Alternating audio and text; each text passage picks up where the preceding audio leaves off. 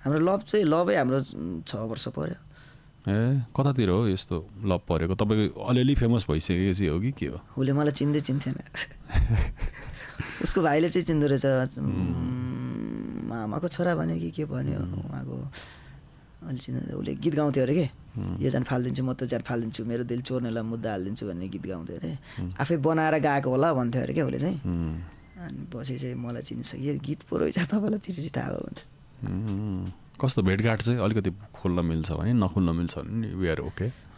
भेटघाट त खोल्न मिलिहाल्यो नि। जस होइन, म कन्सर्ट गर्ने क्रममा चाहिँ अब भेट भएको थियो। कन्सर्ट गरेको उहाँ हेर्न आउनु भएको थियो? हेर्न आउनु भएको रहेछ। जस मलाई मन परिरहेको थियो। अनि फोटो खिच्न आउनुभयो होला? फोटो खिच्नु भएन उहाँले। फोटो खिच्नु भएन। एकदम सिम्पल हुनुहुन्थ्यो, कुर्तामा आउनुभएको थियो। अनि यस्तो हेरेँ होइन, अनि धेरै पनि बोल्नु थिएन। लभ पार्नै मलाई कति लगभग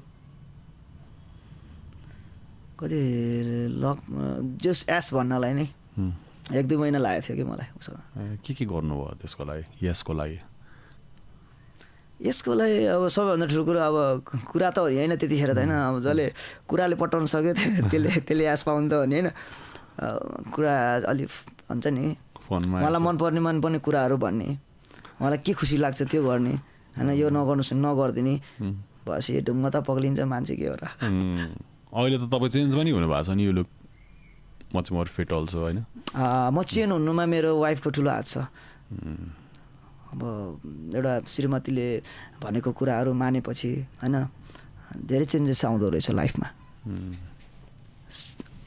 श्रीमतीको कुराहरू सुन्नु पऱ्यो होइन, श्रीमतीले भनेको मानेको, दुईजना डिस्कस गरेर अगाडि बढ्नु पऱ्यो होइन। अब डिस्कस भन्दा पनि मिलिमत, अब यो गरौँ यो नगरौँ, यसरी जाउँ अगाडि यसो।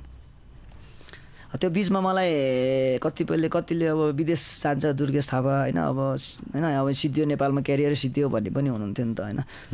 तर मेरो बुढीले रोक्यो क्या मलाई।